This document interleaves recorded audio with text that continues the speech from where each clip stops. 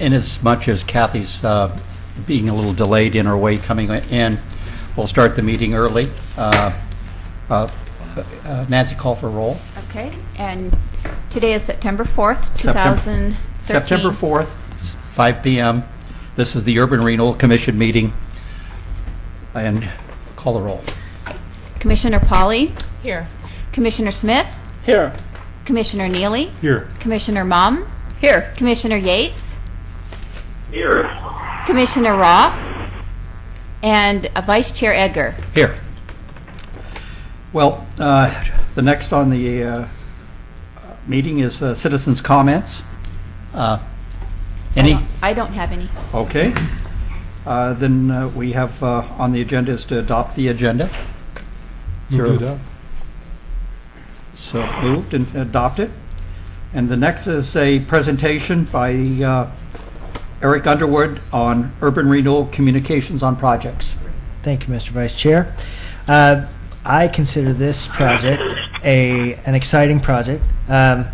This is has a real positive message. Back in June, the urban renewal staff wanted to develop a project that communicated the impacts of urban renewal and some of the good things that it's done. And so we've worked with Portland State University to establish an internship position, to which time we hired on Jamin Kimmel here from PSU to help us put some statistics together, to look at some past projects, and to really convey the positive impacts of urban renewal. And along with that, he's developed a couple of marketing tools as well to convey that message. So tonight is basically a presentation of the product of his work over the summer. He's been with us for about 2 months now, a little over 2 months. And I think he's got some good information to share. So with that, I'll just turn it over to That's my intro, I guess. That's your intro. The car. Get your engines running.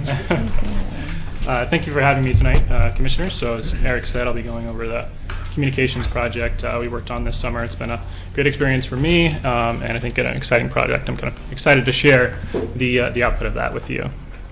So we're going to jump in and kind of describe a little bit about our approach. So, project we worked on this summer. It's been a good experience for me, and I think an exciting project. I'm excited to share. Oh, we have some he's playback. Yeah. He's watching it. Phil, you're watching the meeting, aren't you?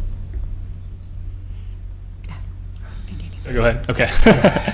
So the goal of the project, as Eric set up for us, was to document and communicate the positive impact that urban renewal has made on the district, but as well as the city as a whole. So we wanted to kind of get across the message of urban renewals as also had a positive benefits for the entire city of Oregon City.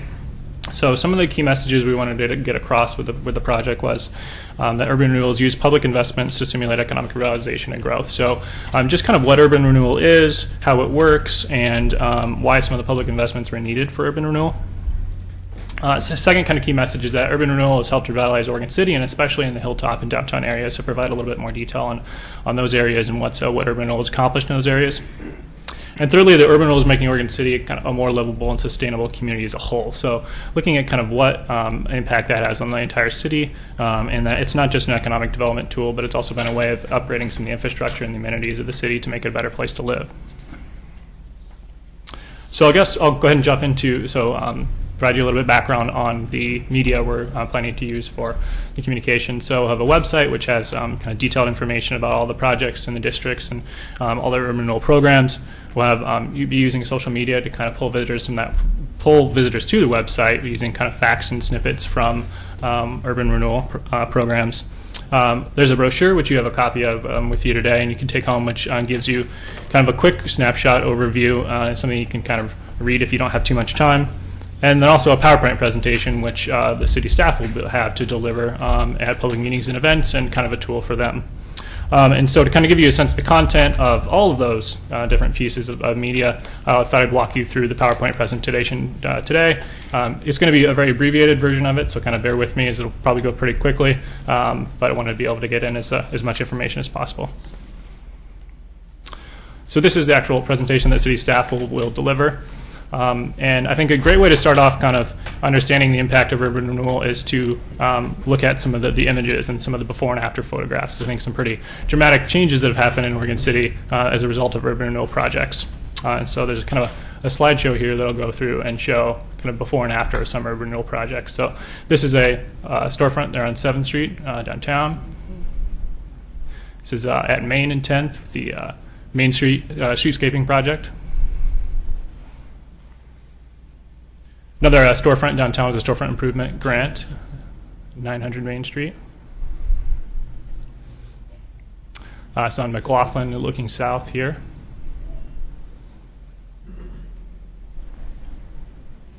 This is the site of the now Amtrak station.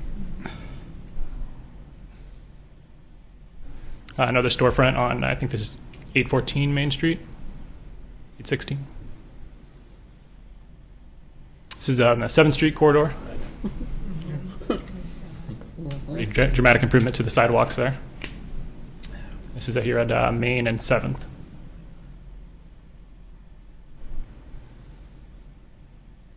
And the McLaughlin Promenade.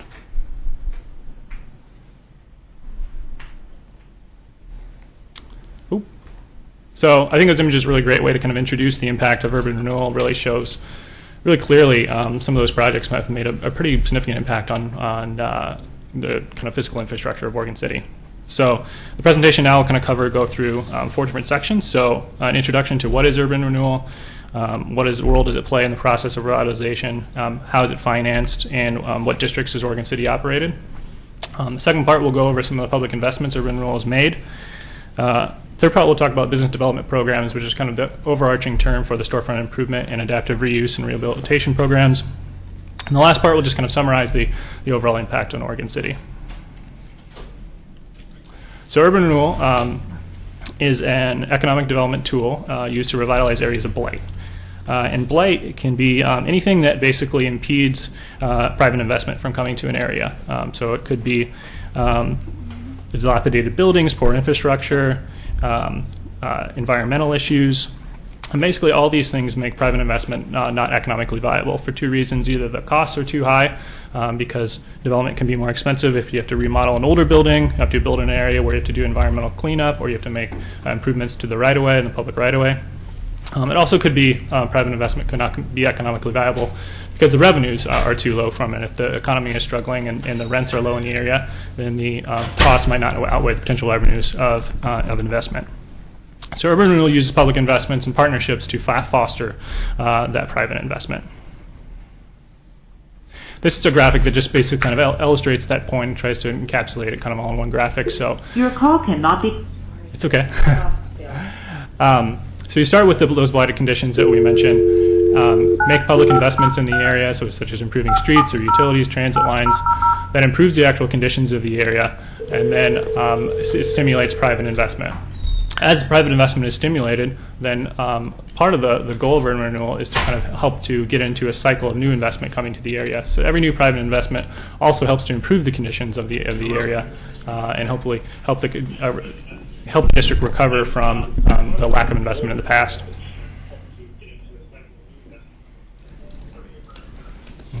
Bill, if you could mute your computer, that would be helpful. Thank you. Yeah, I have. Thank you. So this slide tries to explain some of the financing of urban renewal. So urban renewal is paid for, as all of you know, I'll go through it quickly because this is also information that most of you know. Urban renewal is paid for through tax increment financing. So this graph shows how tax increment financing basically works. So the light yellow part is the tax base, which is capped during the life of an urban renewal district. And then the tax increment, any growth in that tax base that occurs during the district, is then allocated and used for urban renewal. Hopefully, then those investments then help to grow the property values in the district and continue to grow the overall tax base for the area. Then when the district is closed, that future tax base is returned to the other jurisdictions, and hopefully that's higher with as a result of urban renewal investments.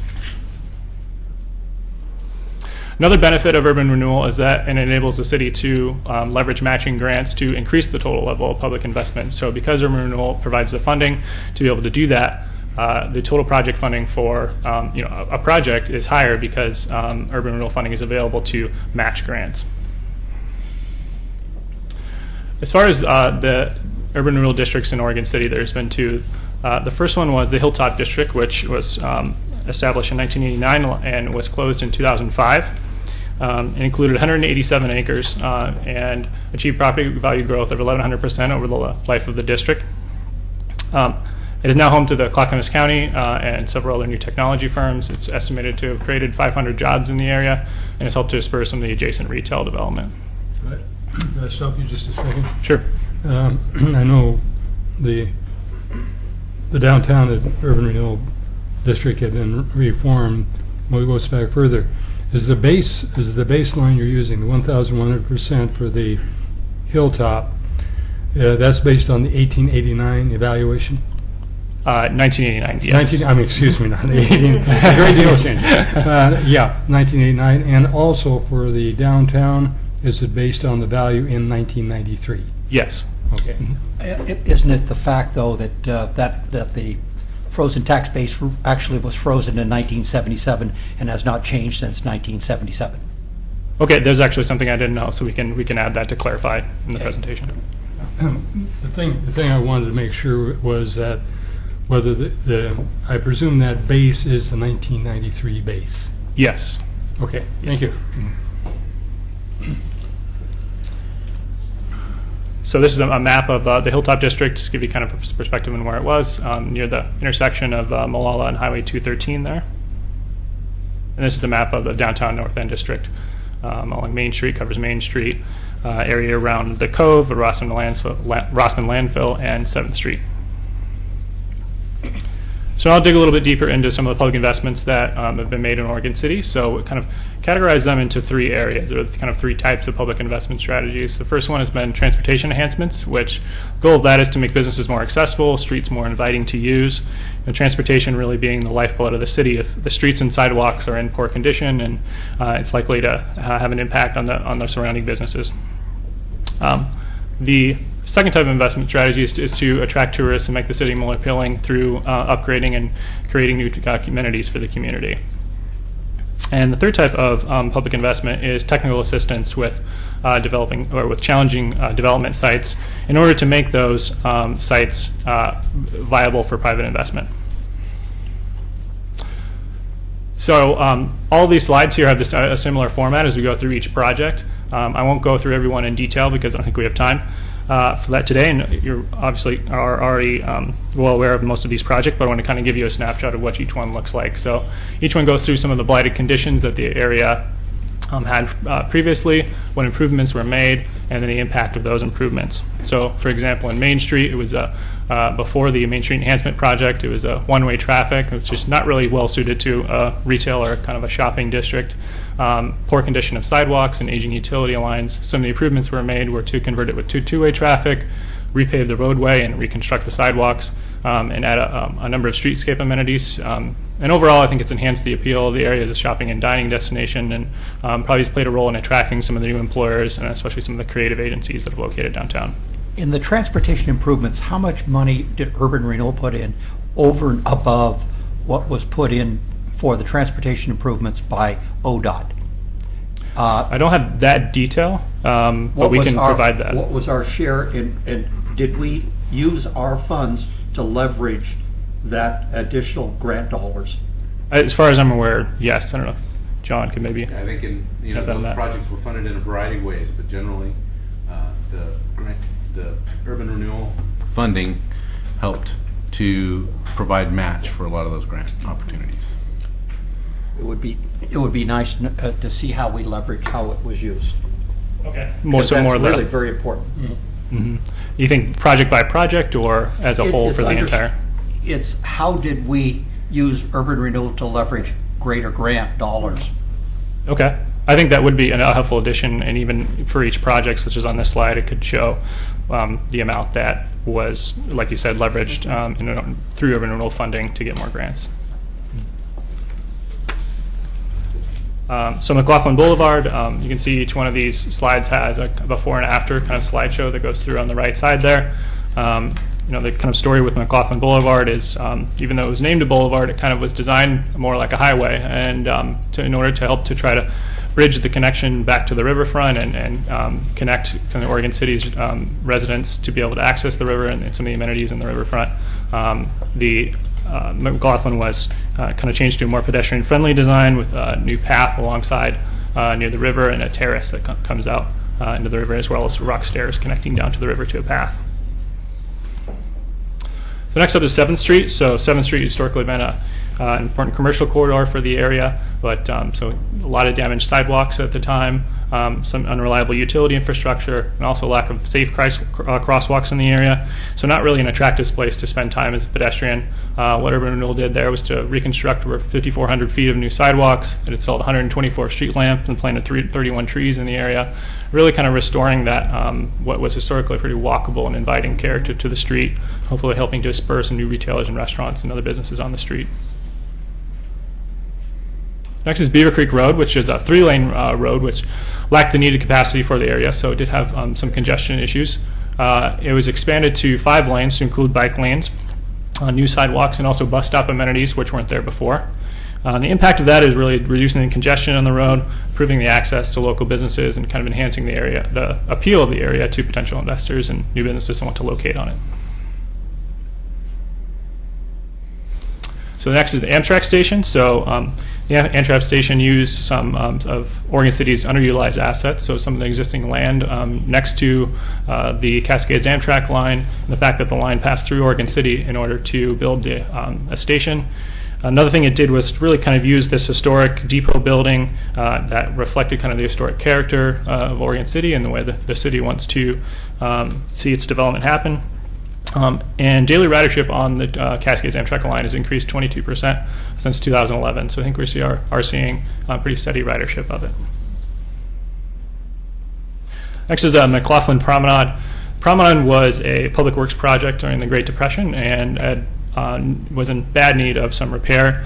Urban Renewal helped to fund kind of a careful restoration. It replaced the entire grand staircase, replaced sections of the stone walls, and really helped to preserve and enhance this kind of historic asset for the community, which is also a kind of a tourist attraction for the community, hopefully even more so as the Blue Heron site has been redeveloped. Next is a Clackamas River Trail. So the Clackamas River Trail opened up access to the banks of the Clackamas Cove, which had never been accessible to the public before. And in the process of building the mile-long trail, the project cleaned up some soil contamination that was contaminated with petroleum from industrial dumping on the site, removed some invasive plant species, and now provides kind of new recreational opportunities and the opportunity to expand the bike and transportation network in the city as the trail connects to other trails on a regional level. So next up, City Hall. So the temporary buildings, the former City Hall buildings were temporary buildings that were offered port facilities for staff and the users of City Hall. So as we all know, sitting in this building now, the old medical offices were renovated and achieved LEED Silver certification for environmental responsibility. And I think one of the impacts of that is just elevating the perception of the city and the image of the city, offering better facilities, obviously, for all of the staff and commissioners and residents. And also I think it has helped to contribute to some of the nearby economic activity by bringing more activity to this area. So Urban Renewal has also offered technical assistance with what we're calling a high potential development site. So Oregon City's North End contains 2 sites that have the potential to develop into a mixed use center that will attract some people from throughout the region. Of course, development on these sites is very difficult due to the environmental conditions and the location of infrastructure. So on the landfill, it includes soil and groundwater contamination, the risk of methane gas release. So these challenges really require public investment in order to be able to develop on the site. And for the Cove, that work has already been done to complete the plan engineering required.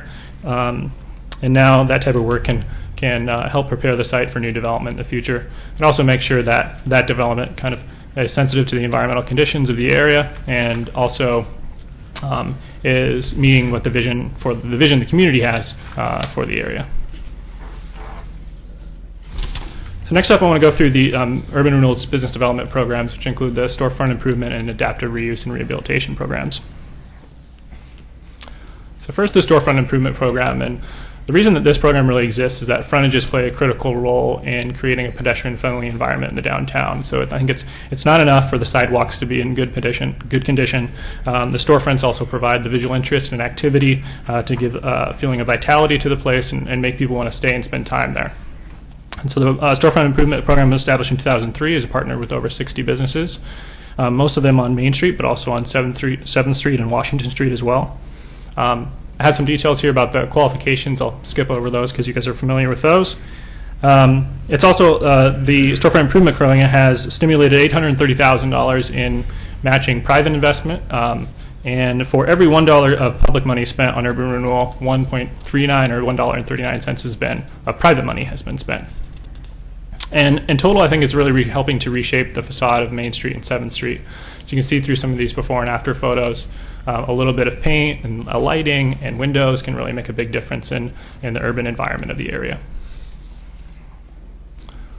Next is the Adaptive Reuse and Rehabilitation Program. And the reason this program exists is because the use of buildings really evolves over time. So if you think about a jail or a bank that was built in the 19th century and that building still exists, it can be very difficult to convert it to a new use. Historic structures are very costly to remodel and things that need to be repaired and replaced. And for that reason, often it's not economically viable to remodel those types of businesses or buildings. And also on a larger scale, the presence of those underutilized or vacant buildings is damaging to the local economy. It reduces the rents and the values of properties nearby. So some of the qualifications for adaptive reuse project, also skip over those, but provide some details on that. And then the program has administered 4 projects since 2011. It's achieved $633,000 in matching private investment, and for every $1 of public money spent, $2.68 of private money has been spent. So I'll just conclude the presentation by just kind of summing up what I think the impact of urban renewal has been on Oregon City. So first, it's been helped to really revitalize downtown. So by combining improvements to the street as well as to the buildings that front the street, it's creating the urban environment for downtown to be a very popular commercial district. In a total, 48 new businesses have moved downtown since 2009. New stores and restaurants were made possible through adaptive reuse projects, and further adding to the vitality of downtown without requiring that new development. I think it's also helping to attract some of the creative firms and young professionals we've seen down there, as it creates the downtown environment that these employers need to recruit young people to work for them. It's also helping to extend downtown by improving the 7th Street McLaughlin Promenade, drawing people out to come and visit these areas of town as they've been improved and been enhanced. And so in total, just by investing in downtown, urban renewal is kind of preserving and enhancing this kind of historic core of the city. So another thing that urban renewal is doing is sending a signal to potential businesses and developers that Oregon City is a good place to invest.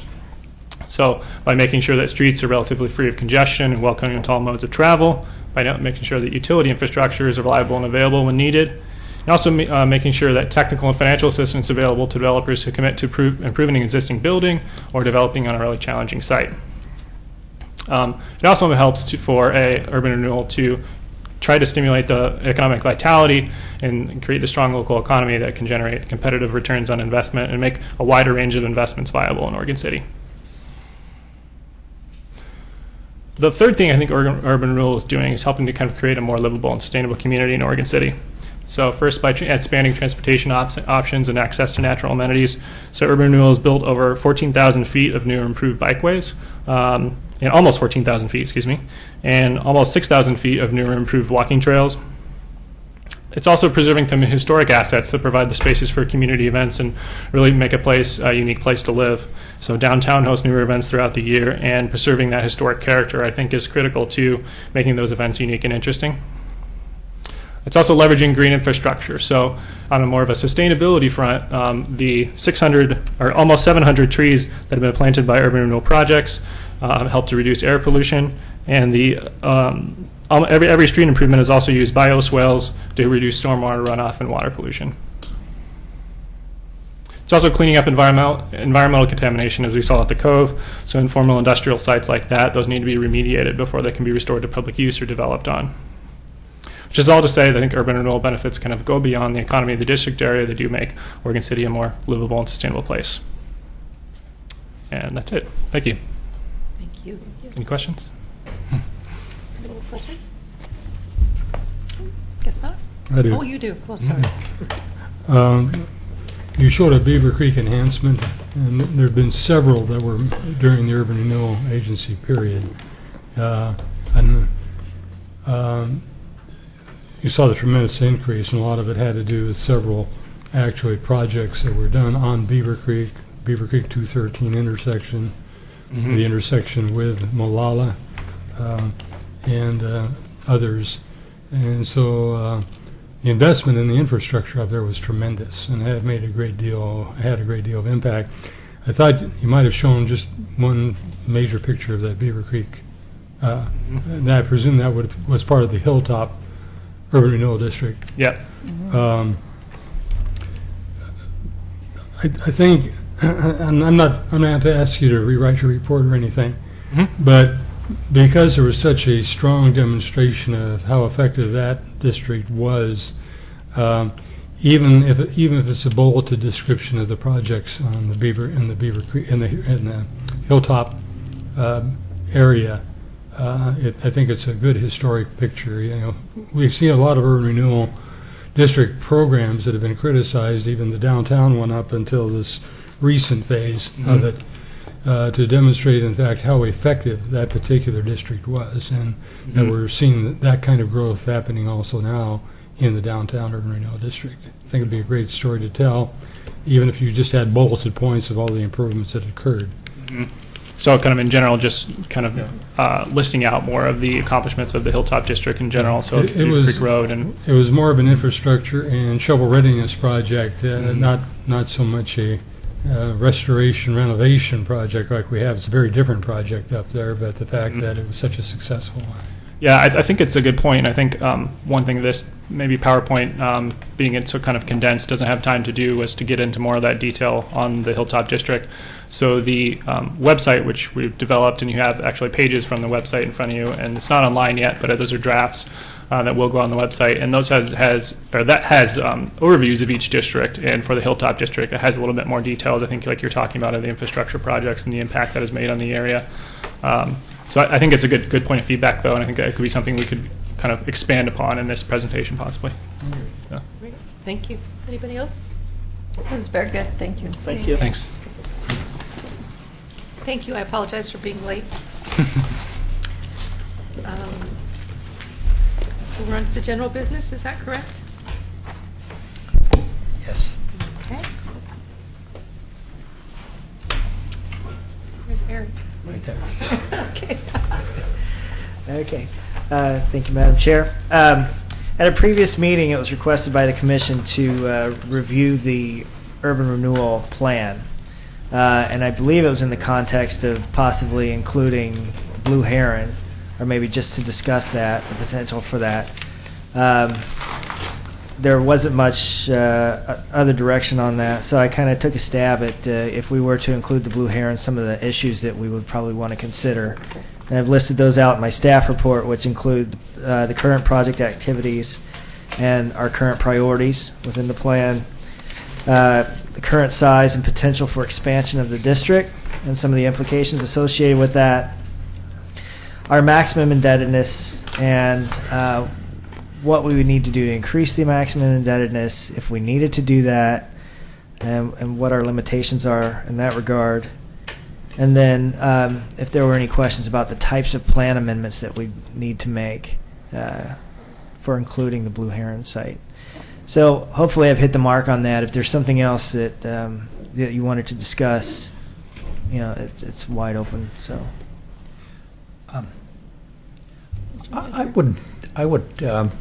I'm concerned about incorporating Blue Heron into the downtown urban renewal district, and would like to examine in more detail the possibility of creating a separate urban renewal district, much like we had with downtown or with the Hilltop, and have some time.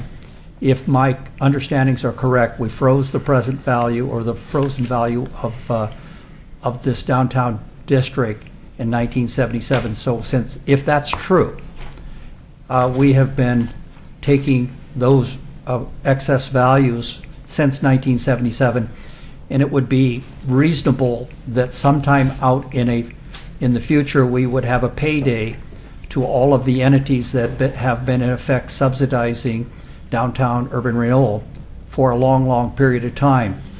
And by creating a separate district and maybe rolling the office building so that all of Blue Heron properties are part of a separate district, and in fact potentially even extending it out into Kenema as part of, because the rail lines and everything go right out into that area, that it would seem that it would be more logical to create just a package that was all of this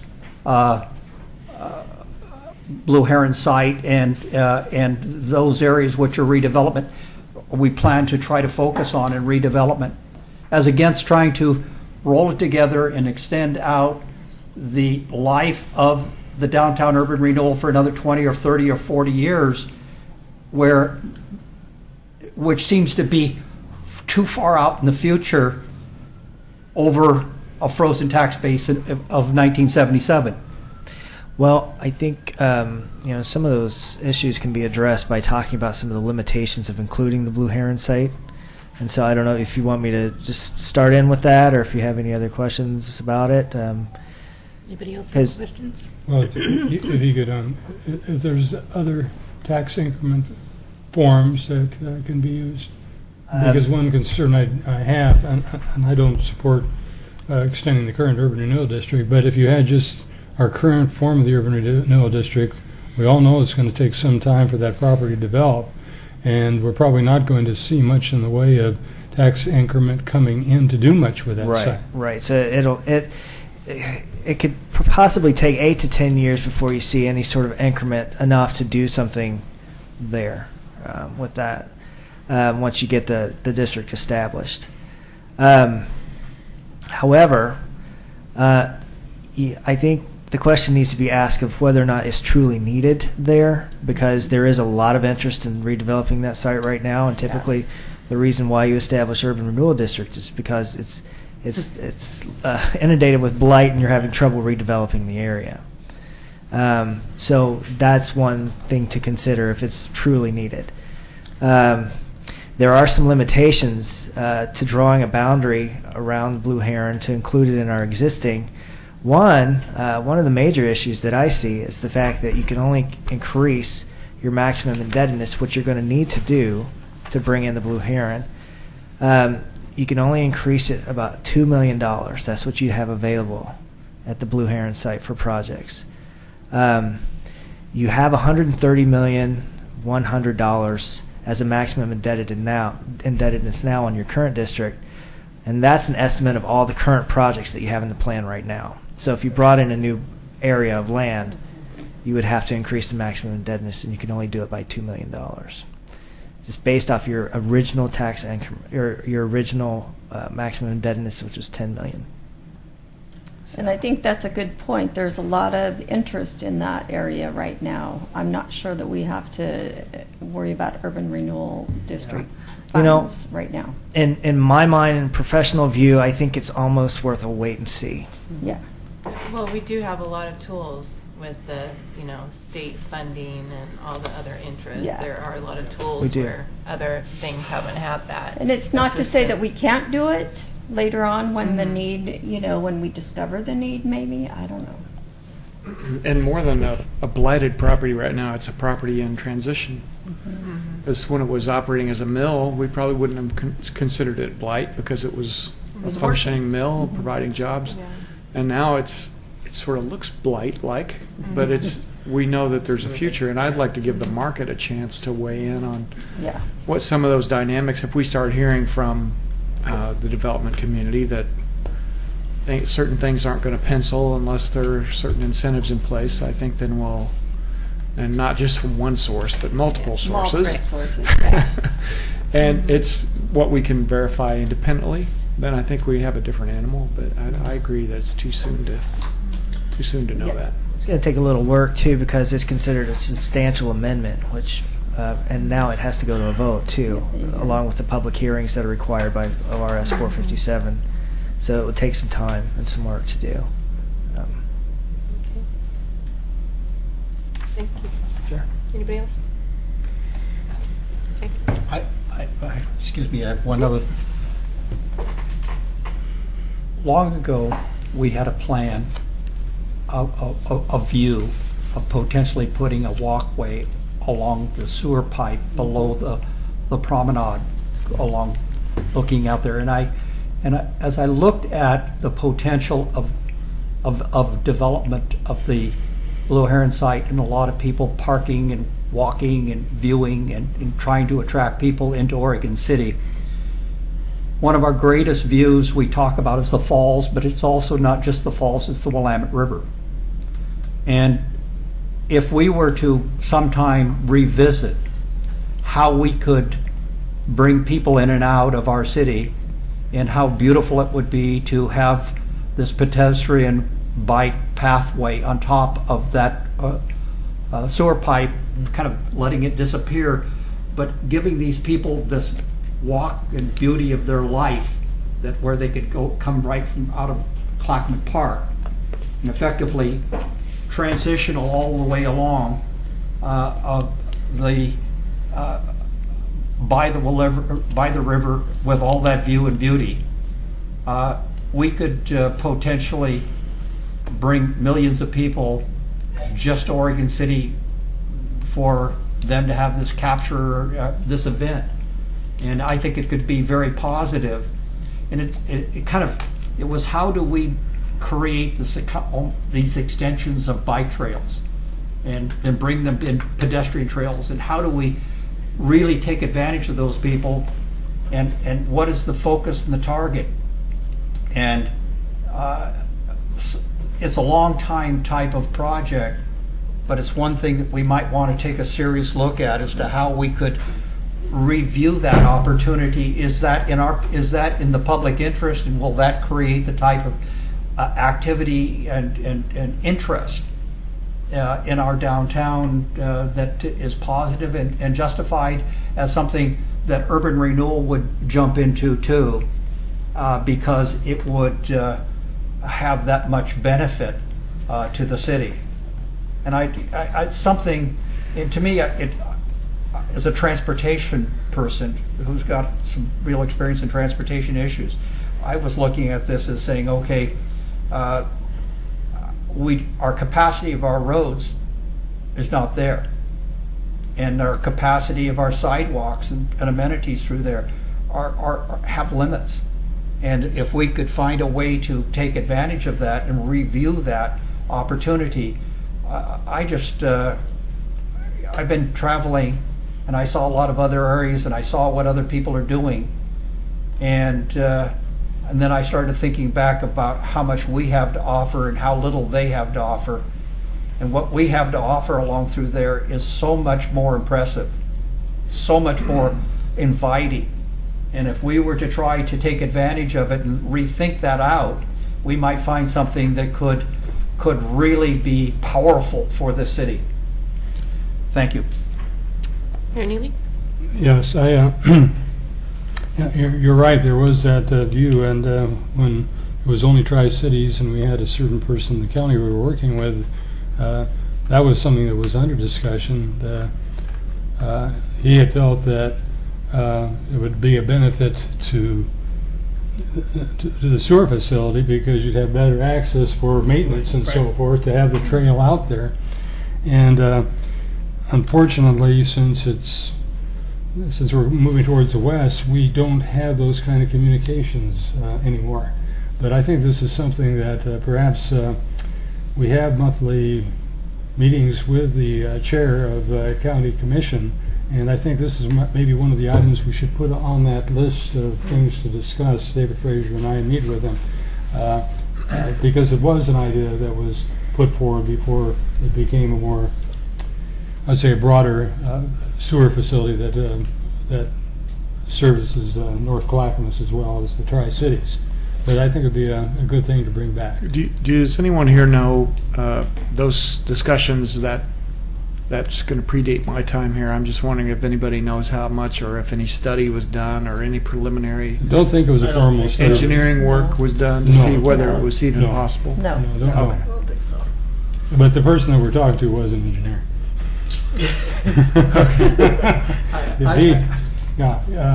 And he looked at it as a sewer maintenance possibility too. And have a trail system that they could more easily get onto that. And pipeline. was the idea to build a walkway on top of the pipe? It's like a walkway and a Yep. deck, a viewing deck and everything that would go all the way along, and then you bring some stairs up so that you can have police and access to it. Yeah, as I said, the engineering wasn't done. It was a concept. Nancy Kreshower and he had put it. Okay. I'll have some discussions with our staff offline and try to find out. Right. I know we can put I a was- sewer I pipe was- on top of a bridge. I was on the city. Might be able to- I was on the Citizen Advisory Committee at the time when the advisory committee served as an advisory committee. Oh, that time. Okay.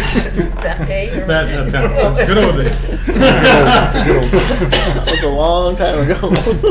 So is that all that you wanted to review as far as the urban renewal Yeah, plan? and if there are other Yeah. tax financing, you know. Yeah, I think there might be some once we get some development in there, get some Yeah. property owners and Right. stuff, or business tenants and things like that. But right now, probably not. Okay. Probably pretty limited. Thank you. Good job. Okay, Oregon City Downtown Alley enhancements.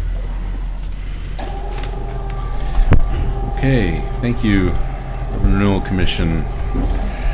This project, or this topic is about the Oregon City Downtown Alley enhancements. We're talking about really 3 alley segments.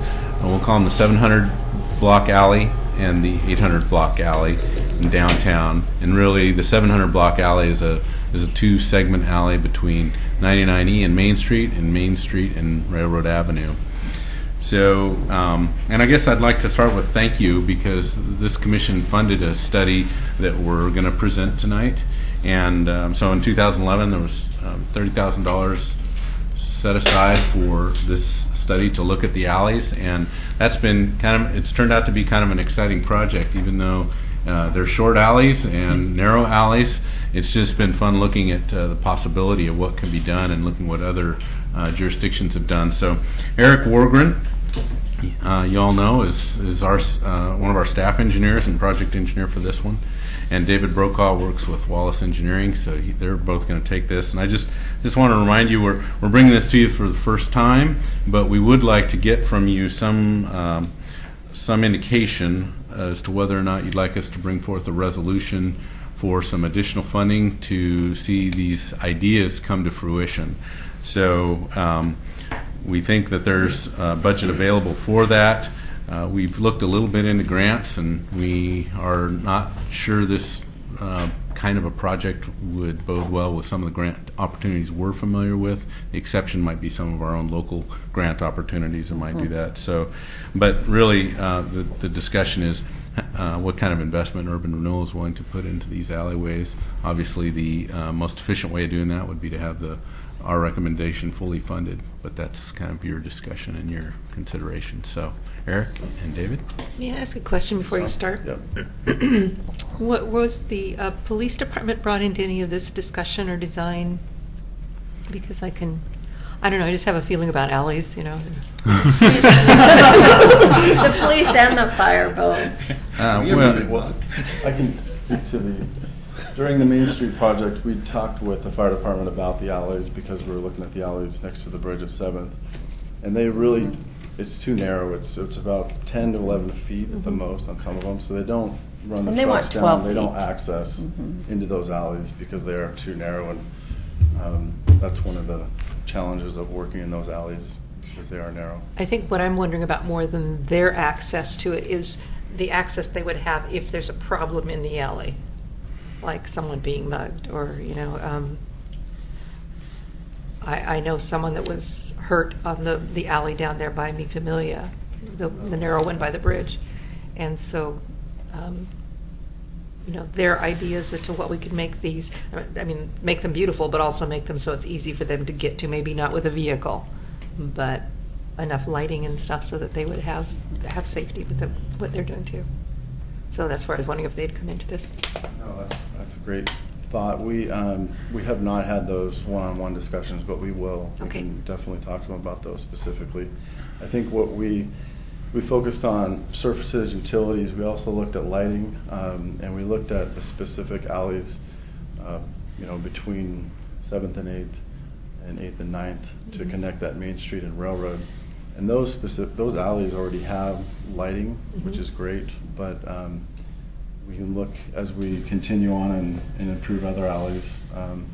We can certainly include them, and we'll include them in this discussion before we go. Thank you. Construction. So we'll try to be really brief. I know that you've got a lot of the information in front of you to allow some time for questions and discussion, but basically we're going to try to summarize. This is kind of the next step. We had the TGM grant for the work that we did downtown on the planning effort for Main Street circulation improvements. This alley improvement and making the connections between Main Street and Railroad is really the next step in the outline of that. And back in 2011, as John mentioned, there was $30,000 from Urban Renewal contingency funds that we're using now, and so we'll just jump into some of the primary goals of completing the completed project is really to activate the alleys and create a space that helps to make the business more successful and encourage patronage. Obviously, we want to replace the aged utilities. We've got utilities out there that are both the water and sewer are in need of repair and replacement, and so it's the right time to, instead of making another trench patch on top of all the other trench patches, it would be great to go out and put a nice new surface in. So we looked at options there. And we're really creating a pedestrian and bike connection, as I mentioned, between Main and Railroad. Also, we're going to be creating more storefronts as those adjacent property owners will then hopefully activate their businesses to the alley. I'll go ahead and Okay. Dave can talk about the scope and findings real quick. Yeah, so just real briefly, wanted to talk about just the scope of work and our design efforts to date. Started with some background research looking into the existing utilities and the city as-built that they had available. We had a topographic survey done of the alleys to identify, all the basement accesses and utility structures and everything that's in there. We referenced a geotechnical subsurface investigation that was done in the alleys that identified some voids resulting from some water main breaks in there. And then also investigated the basements adjacent to the alleys for any kind of structural issues associated with them. From that, we looked into some utility replacement options and design issues, determining what the existing materials were, the existing sizes, separation requirements per DEQ, and then costs to do each individual utility repair. And then we also looked into the surfacing options, just starting with the basics of asphalt, concrete, and paver options, and then what the costs, impacts, and challenges of working with each of those mediums would be, specifically in the alley and those tight quarters, and how difficult construction might be in those places. And then we also looked at some of the amenities and aesthetics that you could include into the surface treatments, and also things like lighting and landscaping, stormwater facilities, and more creative options within the alley, and some kind of ideas of cost. And I think that might be included in the packet that was provided. And then we did some work with public involvement, which I'm going to just have Eric, if you want to touch on some of the work we did so there. Last month, middle of the month, we had an open house in the alley between 8th and 9th, and many of you attended, which was great. We had a good turnout. Some of the feedback that we received that night was, in general, people wanted to keep the surface consistent with what we did out on the sidewalks. And so it's really, in my thinking, it's kind of an extension of the sidewalk. It's a place where people can continue to walk, and so that's where our recommendation is, really to keep that consistent with the concrete surface. Also, we heard, less is more. Don't try to overdo it with amenities. Kind of let that take place as time goes on, as the business, the business needs. Basically deal with the utilities, make sure that, they're not having issues, and put a nice surface in so people feel like they can walk. Those are two of the busiest alleys, having spent, significant time down there working on Main Street. There's a lot of people parking in the back that are walking to their business, and that surface is pretty rough if you guys haven't been down there. So also there's, Andy Bush and the Bush family is really interested in making improvements in the back part of their business, and they've got a drawing and a rendering of kind of their thoughts and their vision for future improvements there. And then also we heard naming the alleys would be kind of fun to, give it an identity. So I don't know, do we want to go into talking about some of these? We brought some of the boards that we put together. You can go ahead and... Sure. I mean, just as far as the findings that we had with this, these boards here behind me represent kind of the existing utilities that are within the alley, and kind of just demonstrate the challenges and the tight construction area we have to work with, and how many utilities are kind of packed in these things. We also prepared a little graphic here that kind of shows the costs between the different types of reconstruction that we're looking at. Showing that, it's going to be cheaper with asphalt in here, and then moving up to different types of surfaces you can go with, from stamped asphalt to stamped concrete, colored and stamped concrete, and finishing off with pavers.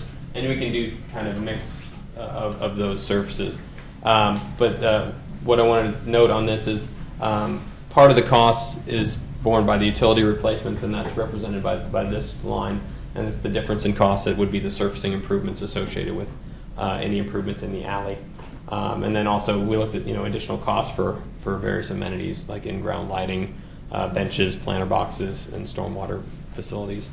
As far as the type of amenities that we wanted to put in there, we wanted to make sure that that we don't block any access to the alleys. There are removable ballers for most of those alleys.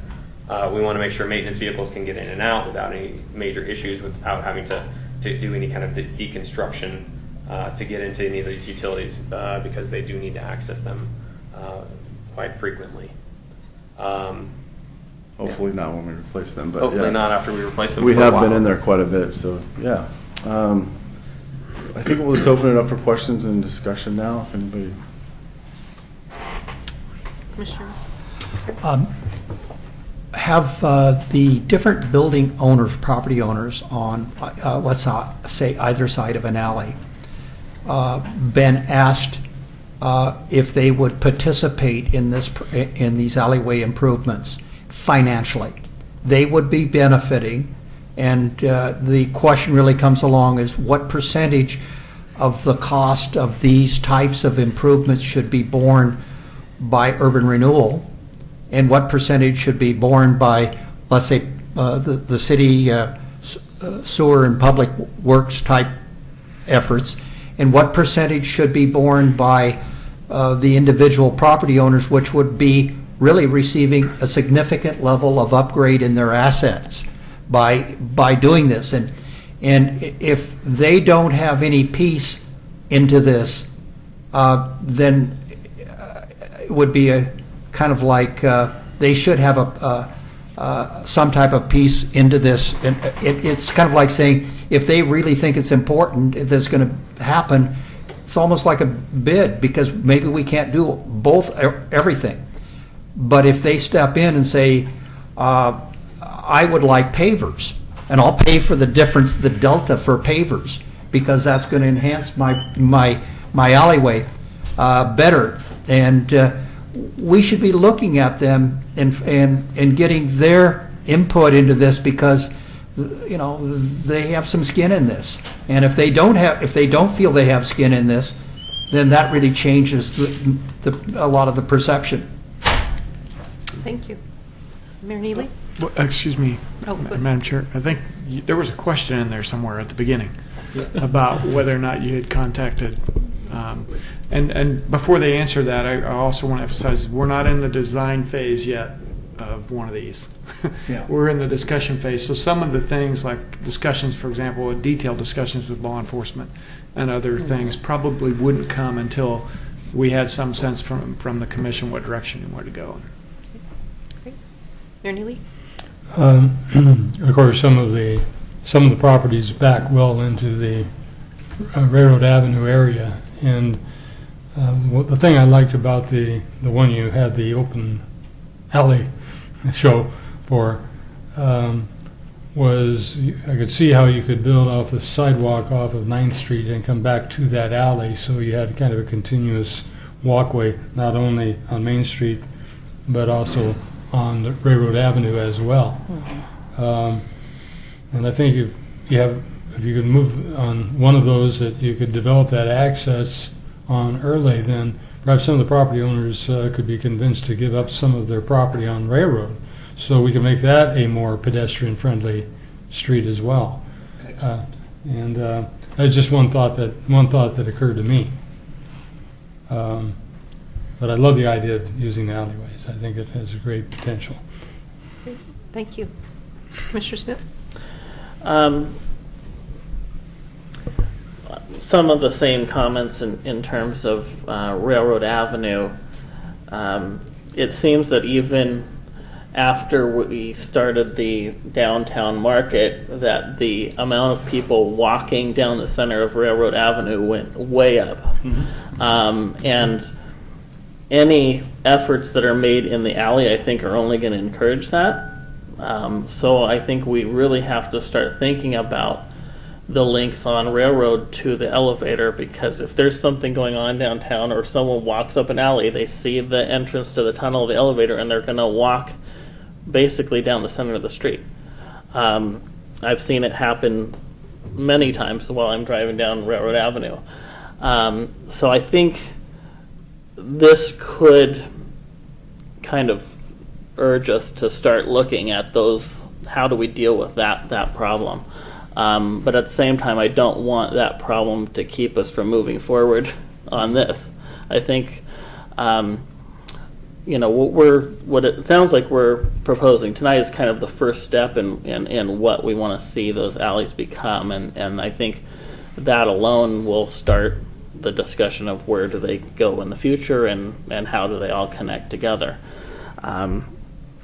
The other thing, just on the side of that, I can see if the murals come back in downtown, playing a huge piece in how we deal with the alleyways and all this wall space, and that itself can kind of minimize the need for a bunch of planters and a bunch of benches. So being able to use the walls themselves, I think, to enhance the alleys would keep the alleyway free for for any access that's needed too.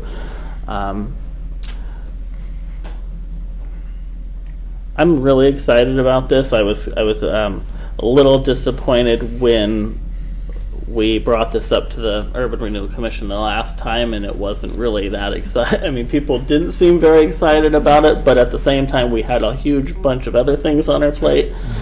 And so I'm hoping that us as a commission really are supportive of moving forward quickly on this, because what's happening downtown with the storefront grants, I think is now allowing us to start seeing the other places in the downtown that need a lot of help. And so just keep moving forward with those projects, I think, has to happen. I'm excited about it. Great. Thank you. Kind of like our paving program. We never really know. We'd like to keep going because there's always more pavement at the end of wherever we're fixing. And that's true with our downtown as well. Doesn't it stop somewhere? It's got to no, be. No, because when it's done, you have to start over again. Yeah, exactly. So I mean, we've heard the railroad piece, and I like the question about buy-in from owners, business owners, and we haven't had, well, maybe Eric's had more discussions because he's had a lot of one-on-one discussions, but I don't know that we need to go into all that. But at the open house, we kind of had I don't know if you, those of you who were there, remember that a little bit. But the Bush family was there, and we talked a little bit about that. Obviously, if they, they were to redo their building, it's got some good ideas for downtown.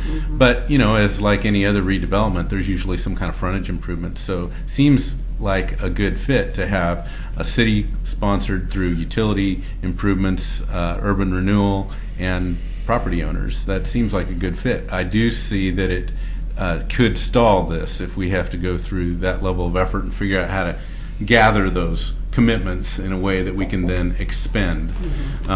One thought might be, do we get them to commit to completing the 9th Street improvements while we commit the alleyway improvements? Some of them, when they developed, they paid fees in lieu for, I don't know that many. I think 1, maybe 2 developers, when they developed their site, paid a fee in lieu for improvements to the 9th Street, or not 9th Street, Railroad Avenue sidewalks.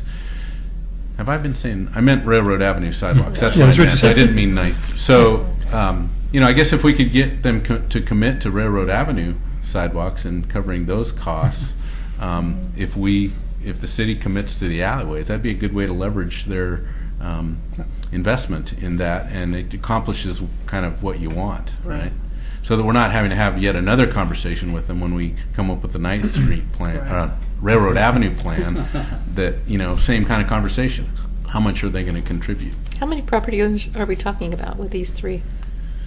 That front, the alleyways? Yeah. Or front Railroad Avenue? I don't know.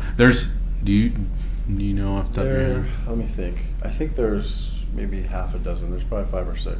Okay, that's what I thought. There's one property that has multiple owners, and that kind of thing, but not too many. Thank you. Okay, Commissioner Polly? Yeah, I think Railroad Avenue has been on many people's radar for safety concerns and then aesthetic concerns as well. We have a very ugly backside, Oregon City. We're routing everybody down there. It's a real eyesore, but not to mince words. But I think our Main Street is beautiful. We spent so much, money in infrastructure, and there's been so much economic improvement down there. And so to me, doing this alleyway is the perfect way to kind of work our way back there to Railroad Avenue. It's a connection, and there's practical things with the drainage and street improvements and the water system improvements, and then aesthetic as well. So I think this is a great catalyst. Thank you. Commissioner Mum? And I just have to ask these questions, and I'm sure that it's fine. Do we have to put this before the voters because we're using urban renewal funds? Is this a blighted area that we should be using urban renewal funds in? And I would want you to contact any business that is in the building, not just the property owner, but actually the people that are in the building, and get their buy-in, their insight into.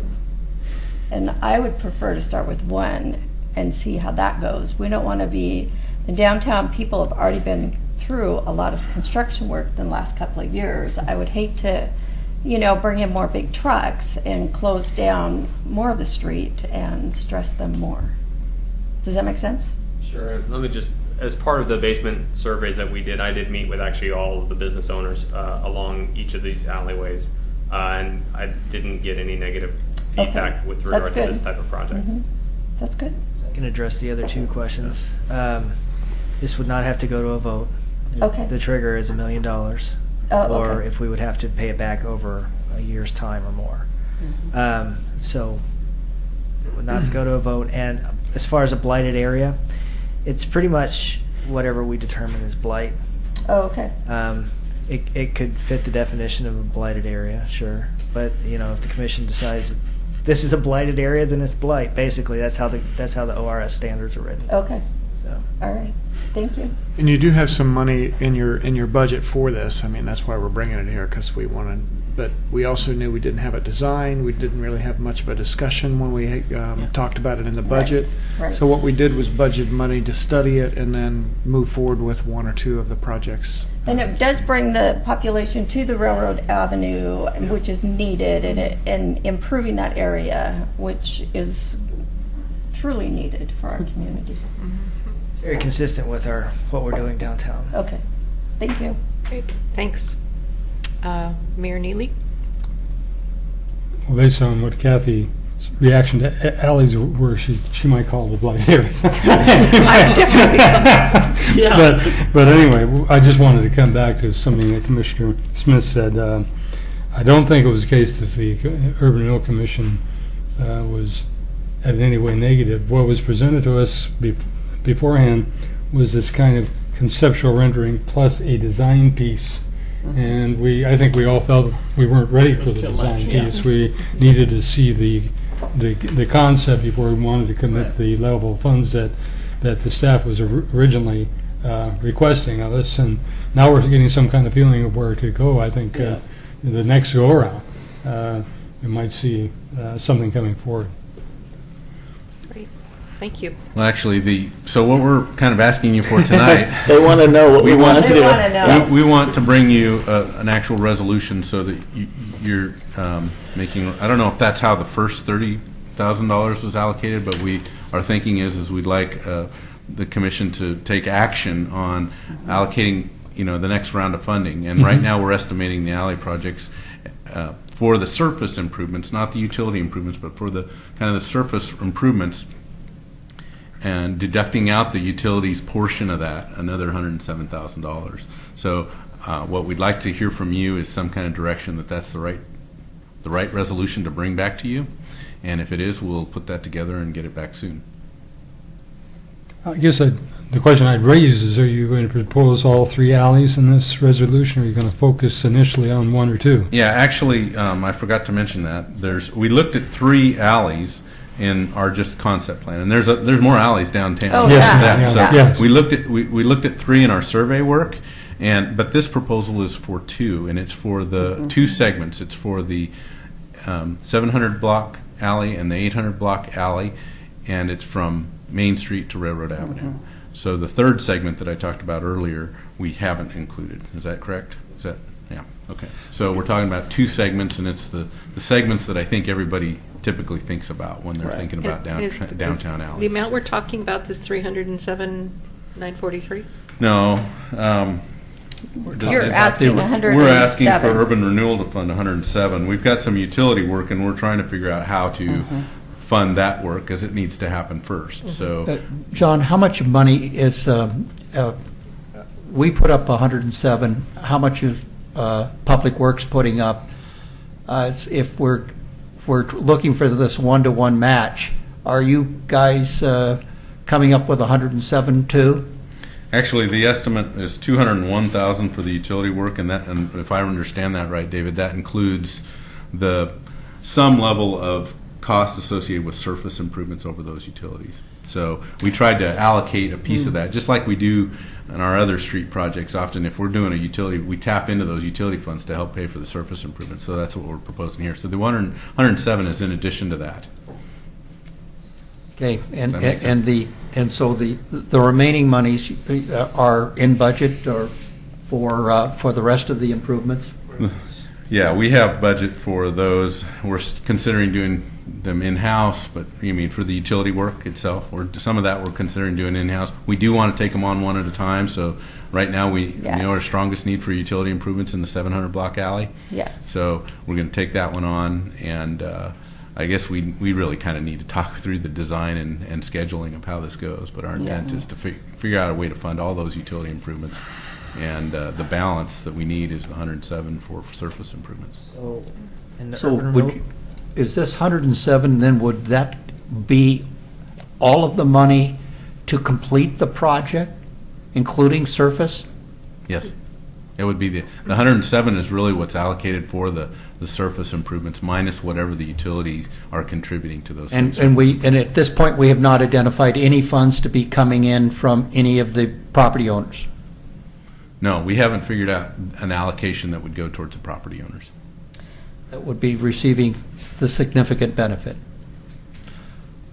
Well, I think we can justify that as we all benefit from that. Our city benefits, our citizens benefit. But I kind of have a question about the 107. That is not just, I mean, that will not have utilities. So utilities, we have people, you know, our residents pay a certain amount for street improvement and that kind of thing. Is that the funds that comes out of for the utility? The utilities, water and sewer is going to come out of what you pay monthly for water and sewer. It'll come out of that Isn't capital that account. perfect that we actually have that on hand and we can use that? That's That's right. great. Thank you. Mayor Neely? To some extent, I regard this as a infrastructure trigger. I use a comparison that we can't get the industrial lands to develop because the infrastructure isn't there. This is kind of a mini version of that. The property owners are interested in it. They're not interested in it serving its current use. They're probably interested in it to see redevelopment in their own sites, so they're going to have doors and windows and so forth opening to that alleyway. And so I think it's analogous to you build the infrastructure and then things will come. Well, I'm seeing it a little bit differently in that, you know, if sidewalks get paved around my house and I own on the corner, I get to pay for both sides. So if you own street frontage and alley frontage, what's the difference? Well, that's a good point.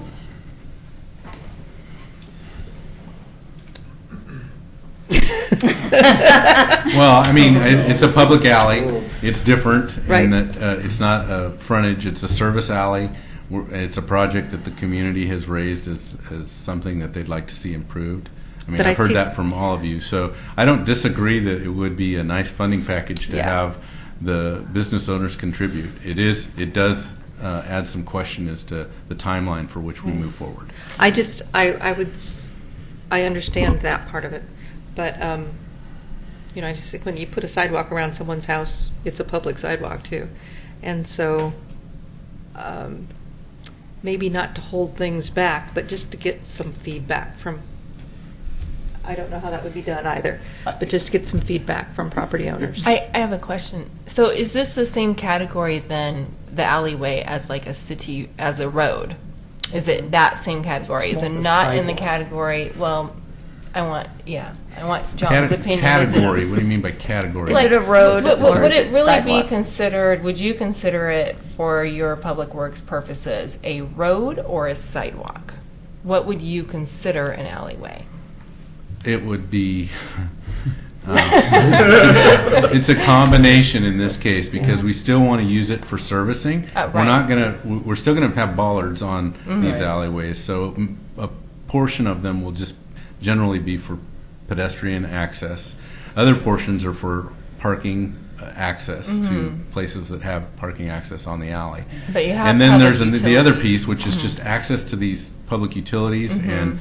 I don't know that there's need for garbage hauling, but those kinds of things, those public access kinds of pieces. So it's a combination. So it serves a different purpose than sidewalks. It definitely serves a different purpose than sidewalks, and it's different than a public roadway. Okay. It's a But hybrid of historically, that. they've been roads. I mean, I've got my favorite alley, and it's Right. now blocked, Yeah. but really don't like it. Yeah. I mean, to drive down. These alleys, I'm specifically talking about these alleys. Yeah. But- Alleys in general are, they are pretty open for vehicle modes of travel or pedestrian modes of travel. Right. And But- roads are paid by public funds. But when these are below standards of width, and you put a ballard out there to say no more vehicles on it without somebody having a lock or a key to the lock, you're effectively coming back and saying, by the design that we're proposing, we're calling this a pedestrian sidewalk.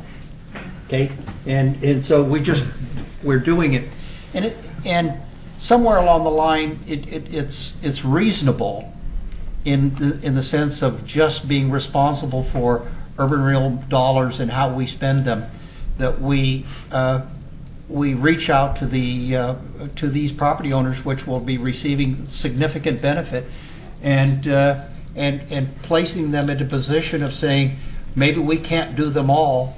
But if you're into this thing, and you put some money up as part of the cost of doing it, your alleyway may be the number one that we attack and get done and get it done the way you want. But as far as just turning around and saying carte blanche, that yeah, it's beautiful, I think we should be doing it.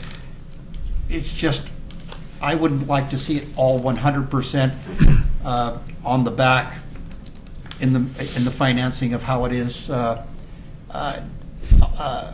Somewhere along the line, we have to be responsible for all these people that we've been taking their money from schools and fire departments and police and parks and everything. So somewhere along the line, we have to turn around and say, for all of the money we take, we've got to, from all the entities, someday we got to have a payday for them.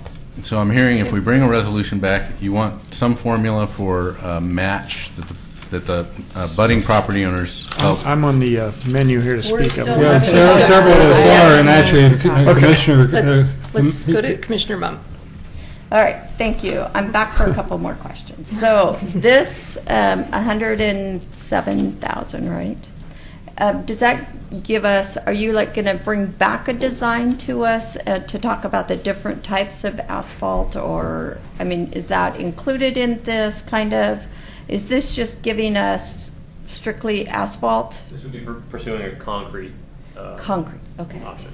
Okay, that's perfect. And then just on a side note, do we lose any downtown parking because we take the alleyways away? No. We won't be changing the function. Yeah. Okay. No. Okay. We've already put the curb across on Main Street during that project. Okay. So we're just improving back to Railroad. Perfect. Thank you. Mayor Neely? I guess what I'm doing is making an assumption, but depending on the businesses that go down onto the alleyways, they will need probably services to come in. So I presume certain hours of the 24-hour period, they could open those ballards to bring in vehicles to provide the provisions that they're going to either change to something else or sell directly. Is that the case? I think most of the delivery trucks go down Railroad.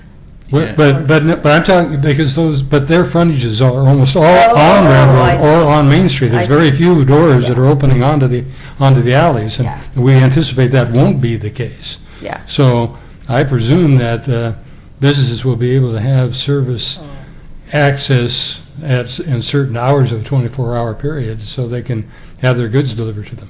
Yeah. Is That's good. wrong? Well, that's a detail that we need to work out, but that's a very good point. I think the type of business, it depends on the type of business. Yeah, that's also. Right. So we'll have to investigate that. The particular alleys we're talking about, the delivery for Bush Furniture is on Road Avenue. Mm-hmm. The only thing that I see them, so it's very detailed. I mean, the way they use the space, but where the storefronts are, where the doors might be. Exactly. Mm-hmm. And we could certainly get to that point and have further conversations. Yeah. Okay. Thank you. David Frazier? Thank you. I want to get back to the question that Mr. Edgar's raised about the contribution, because you might want to look at this as, typically when we look at city growth on public streets, we say every property owner is responsible for half of their improvements on that street one time, but not necessarily every single time. And I think that's the point that Chairman Roth is bringing up, is at what point is it fair and reasonable, and at what level should if these businesses contribute, should that be done? And I'm concerned that we'd not hold it up, but on the other hand, you might want to look at this and say, look, there's already an alley there. They've already, I don't know if they paid for that alley. Those alleys have been there a long time. Who knows what level of contribution they've made over the years to those alleys. Maybe never, maybe none. It's a public asset, and urban renewal is supposed to inspire reinvestment in those areas, and I think by doing these projects, you're going to inspire some reinvestment. Everybody will be able to use them. Everybody, not just the businesses, I think the public in general will benefit from them. I think the discussion here is hard to nail down on that contribution piece because we haven't done a lot of the design work. A lot of this just simply depends. For example, let's say that all we do in here is some nice aesthetic things and solidify the surface and put in the utilities, but we don't necessarily see new doorways and storefronts. We just basically make better what's there now as a link. Well, in my view, I don't think it's really reasonable to ask property owners to pay for something over and above if that's what they're going to get. Right. On the other hand, if they get a whole new storefront out of it, when they come in to see my friend here to the right for a building permit to carve a new doorway, then that's a different matter. Then there may be some minor cost share allocation to get that doorway or that storefront approved. There may be, and that could be a policy matter that we come up with and say, look, in order to get that approval, you do have to make a 10% contribution or whatever it is. It probably shouldn't be the bulk of the contribution, though. I think it's great to have some skin in the game, but again, your purpose is to not make money here per se. The purpose is to leverage as much as you can reinvestment in the area. So those are just some thoughts that I have. I wouldn't, again, you're being asked to authorize us to bring back a resolution for the baseline funding to start this process. And it's very hard to have a conclusive discussion about that contribution when we haven't done more design work. Right. Okay. Commissioner Polly? Yes, well, this is very, very good discussion. I didn't think this topic would be this. This is very good. I will put on my Main Street board member hat, though, and I'm just trying to anticipate maybe some of the concerns of the business owners down there. And one is that many property owners, down there pay into the EID, the Economic Improvement District. They pay into that already. They get a bill for that every year. And I think maybe they would anticipate something like this kind of being a benefit of that, even though it's a different program. It's the Main Street program. And it is, I think, is a lot of bang for the buck, the amount of money that it's costing for this. And it would increase safety and access. So I think for the citizens as a whole, it's an important project. I think it's really important here, and I hope I'm getting this straight, but to clarify, the EID is a self-imposed. It's not that the city is getting any money from the EID. Right. So that's something they're doing on themselves. It's not. But right, that's true. But the city does help fund that in part. So they want to see benefits from those funds, is what I've heard from input. The second thing is David was reading my mind because my comment was going to be maybe we could have a special alley assessment for doorways and something like that. Well, in a sense, it's a form of a local improvement district, but I don't know that you want to do it that way, because then there's a certain percentage required, and if we don't get that percentage, then we don't have a project. Right. Right. So no, I don't mean to tie it to a percentage, but when these are done, then people come in and say, "Yeah, well, we've got this." That's why you probably don't want to do a local improvement district, but you may want to say there's an assessment for that could be part of the fee to review it or something. There could be an assessment. And I think we should look also at, when we're doing that,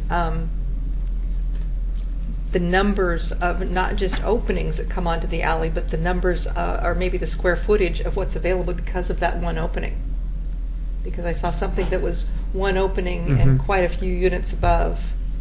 So. And actually, it may be great satisfaction to Commissioner Edgar to know that notwithstanding what contribution you might be able to solicit, if it does actually cause the kind of redevelopment activity we're talking about, that's still a great return on your investment for 100. You can't go, that doesn't go very far when you start digging up stuff. Oh, Commissioner Mumm? One last comment from me is thank you for just doing 2 alleys and not all 3. Yeah. just putting that out. And then my motion tonight is to approve 13-516 Oregon City Downtown Alley Enhancements. Second. Are we have a motion? I'm sorry. I second. She second. Okay. Oh, can I delay that? We haven't invited Commissioner Yates to speak if he's available. Commissioner Yates, are you awake? Hello? Oh, we must have lost him. Okay. I didn't get an email from him that he wasn't there, but. Okay. It looks like it's on. So you're okay with what I... I just had to mute up. Okay. You're abstaining? I abstain, yeah. I couldn't follow it well enough. Okay, thank you. So what I'm hearing is not worry about bringing a motion back, just approve this dollar amount for construction of the alleyways. Yes. Okay. Yes. All right, great, thank you. Okay. Thanks, you guys. Thank Good you. job. Thank you. Nice presentation. Okay. And just for the record, Chair Roth, the motion passes 6 yes and 1 abstention. Great, thank you. Perfect. So, do we need to have a motion to approve the minutes? Okay. Move to approve minutes. A second? Second. Commissioner Yates, the minutes? Approved.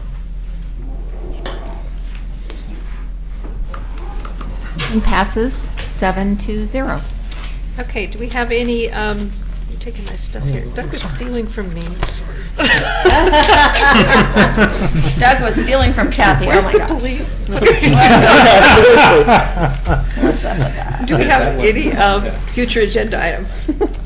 I had a couple that I wanted to float by you guys. Developing a loan program attached to urban renewal. I don't know if there is such a thing. I thought I'd heard there was. I don't know if it's feasible. Have you looked at it? One of the past meetings, it was suggested that I look into an SDC type of loan program or reimbursement program. So that's what I've been working on. Okay, so that's on your radar. Right. Yeah. Okay, perfect. Thank you. And then another one was I kind of wanted to know what urban renewal funds have gone for infrastructure compared to like street improvements or storefront grants and, you know, kind of. Grants versus infrastructure improvements. Yeah, I can put that together for you. Okay. Thank you. Is there a certain time? No. Okay. Is there consensus among the commission? Oh, thank you. For that? I think so. Also, I want to draw your attention. I know you got a lot of stuff tonight. Yeah, I saw that. But when you too. you look through this as well as the attachment and the stuff that's going to be on our website, the reason I'm excited about this is it's great to have each of you informed, but it's also really helpful for the general public when they say, what is urban renewal? How does it work? And not just the generic thing that we've all tried to explain, Right. but how it works in our city. And here it does have quite a bit of information, even statistical information about the kinds of questions that Commissioner Mom is posing there. So, Great. Okay, thank you. Any other future agenda items? Phil or Commissioner Yates, do you have any agenda items that you want to bring up? No. Okay. City Manager's report? nothing to report. Okay. We're adjourned. Into executive session.